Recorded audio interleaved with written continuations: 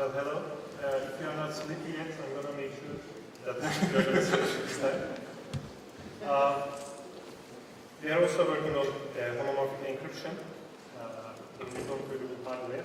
We did a joint work with Erkay Savaş and Erdinç Öztürk. They are from Sabancı University and Istanbul Commerce University.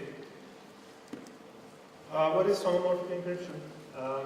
It is basically an encryption method that allows us to do computations on encrypted data.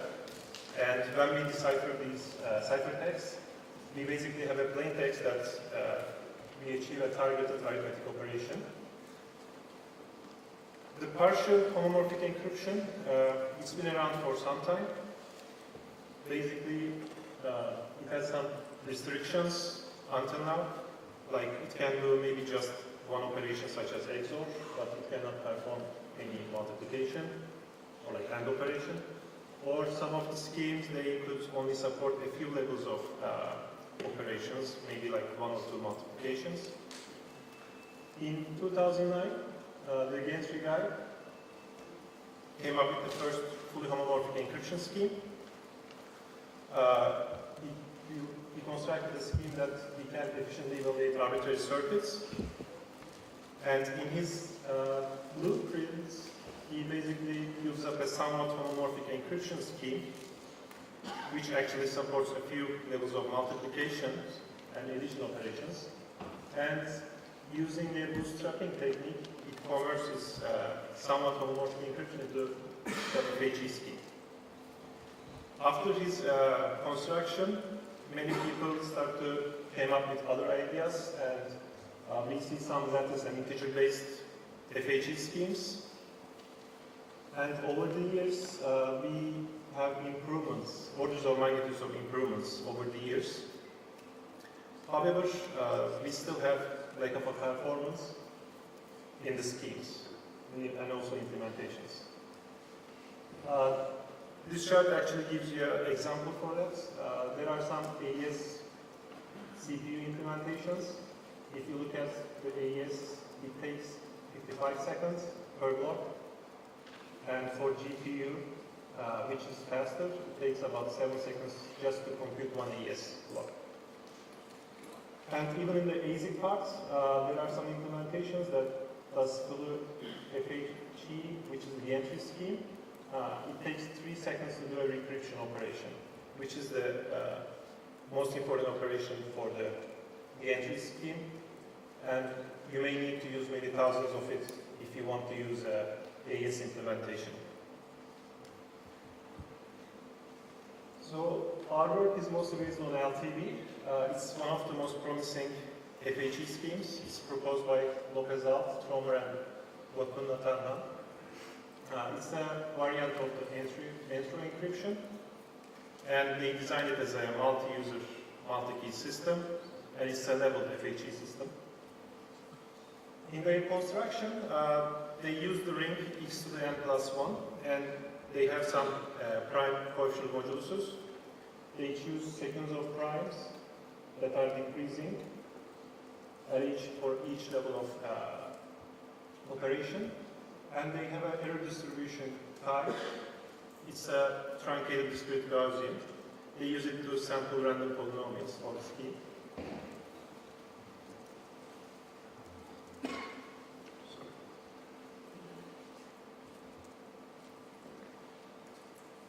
For the key generation, we generate the private key by sampling a U, and we construct F as the private key.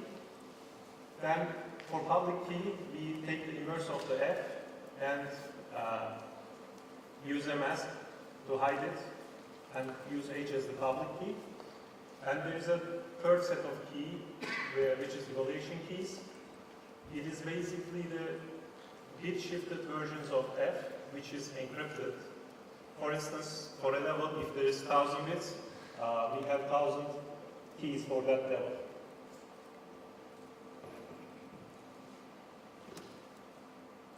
So encryption is simple.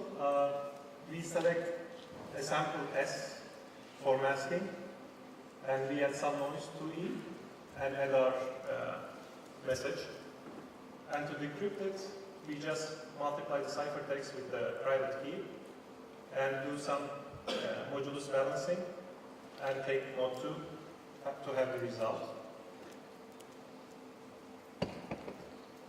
Here's an example how the system works. We have two messages that are encrypted, and when we add or multiply them and decrypt them, we will just have addition of these two messages or the multiplication of these two messages. In the addition operation, as you see, it's straightforward. There is no complication, but we only have noise. It just adds a little bit noise. However, when we do the multiplication, as you see on the bottom, we square the edge. So we have two F inverses, which we need to get rid of. And because of that, there comes the minimization operation. It uses the evaluation keys to get rid of that F inverse, extra F inverse. We take the bits of the ciphertext and construct one binary polynomial and multiply it with the evaluation key for that bit set.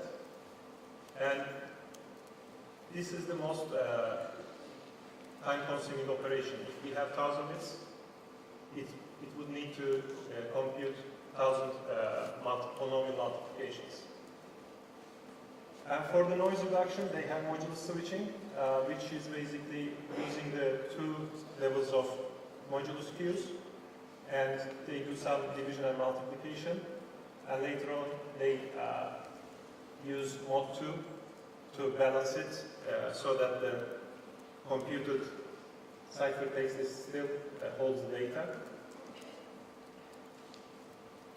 We specialize this LTV scheme. We use the cyclotomic polynomial instead of e to the n+1, as you see. The reason is actually we use this so that we can factorize it over f2, so into equal degree polynomials, so that by using CRT we can match many messages. Another thing that we do is we select a sequence of primes, PIs, which has size log p, which is basically the noise bit size, and construct our queues by the multiplication of these PIs. For instance, for Q0, which is on the highest level, we multiply all of the P's. For Q1, the next level, we get rid of P0. And for the second level, we get rid of P0 and P1. And third specification that we do is we only use the evaluation keys of the first level. Because we did a sub-ring architecture here, we can just take the mod QI of that level, the level I, and we can reduce the evaluation key to that level. So we can use this new evaluation key for randomization. So arithmetic operations mostly rely on multiplication. The randomization is the most time-consuming one, and which is actually relies on multiplication again. In order to do it fastly, we use CRT to divide the polynomial into smaller coefficients with the same degrees. Then we do pairwise polynomial multiplications and use an inverse CRT operation to have our multiplication polynomial result. The thing we use for polynomial multiplication, normal classical techniques are slow, such as schoolbook algorithm. It is n squared, which is quadratic, and even Karatsuba is slow. It has n power log 3 base 2. So for very large parameters, we need better algorithms. Because of that, we use Schrödinger-Strassen's algorithm. It has a complexity of n log n log log n. And in order to do it, we need a fast Fourier transform algorithm, which is Kulitaki. This is the best one, actually one of the nice ones. So here we show how we do the entity conversion actually. We have our polynomial, and its coefficients. We increase the polynomial we double the degree and add it with zeros, because when we multiply two polynomials, we will double the degree. The result will double in terms of degree. And we select W, which is the end-to-end primitive root of mod P. And we compute this dot product for each coefficient. After that, we have A tilde I and E tilde I. We just multiply them pairwise, and then do an inverse entity operation and have our result, polynomial. So Kudeteki, actually in software it's easy. We can do it recursively. As you see, we can open up our algorithm and divide it into two dot products and plus an addition here. And by doing a recursive operation, we can divide it like a pyramid scheme and make it small as like 2 elements or maybe 4 elements. However, it's not easy to do it on hardware. Because of that, we constructed 4 loops, and we constructed 4 loops here so that we can implement our hardware.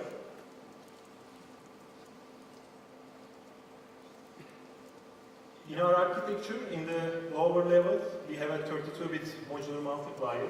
The reason for that is we wanted to compute the AES algorithm, and AES requires 31-bit cutting size, so we rounded up to 32-bit.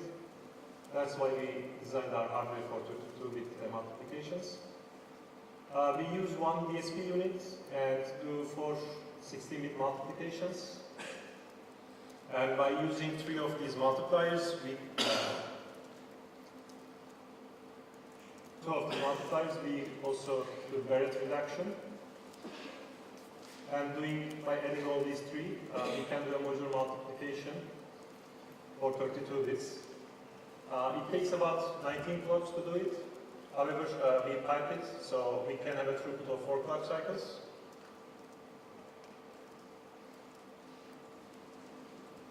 And by using these multipliers, we constructed the polynomial multiplier.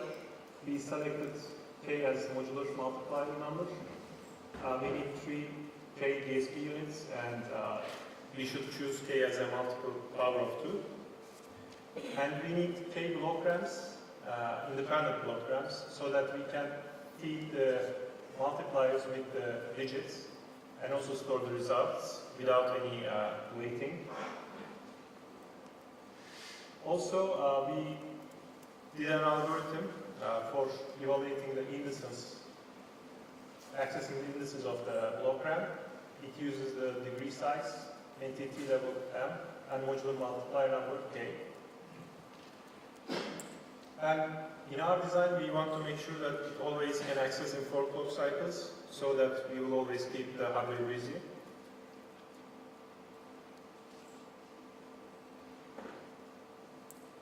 If you recall our recursive algorithm here, the Kudeteki, this is the implementation of the access of the DRAMs for that.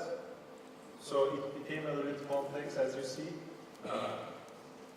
compared to software implementation. It has if-else statements and also for loops that needs to be handled. And also we did it parametrically, so we can change it and make it a smaller or larger polynomial multiplier. On the lowest, second lowest end, we use the multipliers to do a 2-point entity converter, and by using 2 of them, we did a 4-point entity and increase it to an 8-point entity. So we can't do a full 64K point entity at a time. It's a huge architecture. We need to do it in stages. As you can see, for instance, in order to do 46K point entity, we need a huge hardware. So this is just to give an overview. Of course, we only have the portion of it, and we use it to supply the blocks into that architecture and compute the outputs.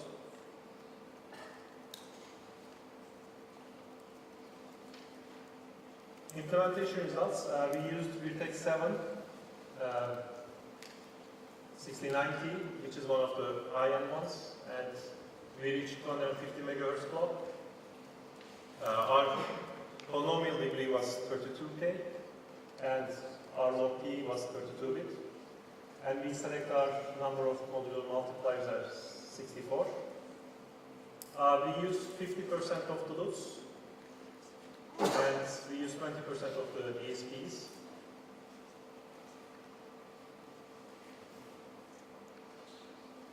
And using those numbers, we have the timings for the critical operations, such as CRP multiplication and modular reduction and spatial realization.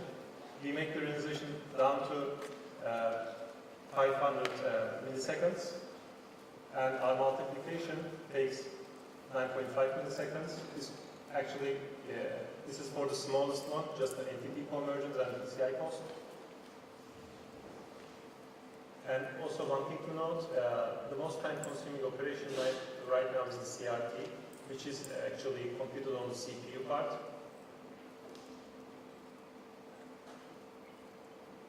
When we compare our result with the previous ones, we counted the AES level circuit. It's a 40-level circuit, and it has thousands of operations, organization, modular multiplications, and modular switching.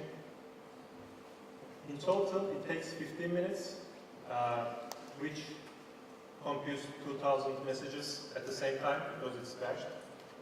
And it makes 440 milliseconds, which is an amortized timing.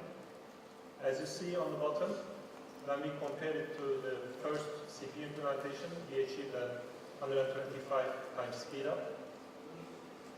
And even for the GPU, we have almost 30 times speed up.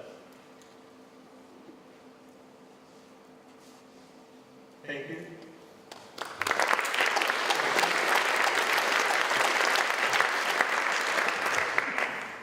Any questions? There's one question here in the front.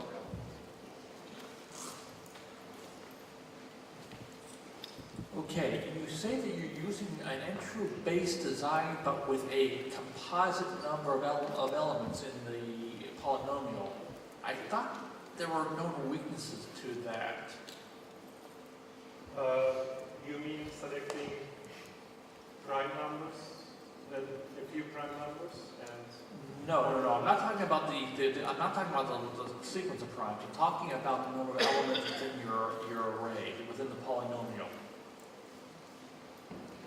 you mean because it's cyclotomic, or? Yeah, not the atomic, but I thought maybe I need to do more research before making Usually we select the for security reasons. Actually, there are some works that are done, and we try to select it as large as possible in terms of polynomial degree, and also we take into account the log Q as well. So in that sense, it should be secure. Are there any other questions?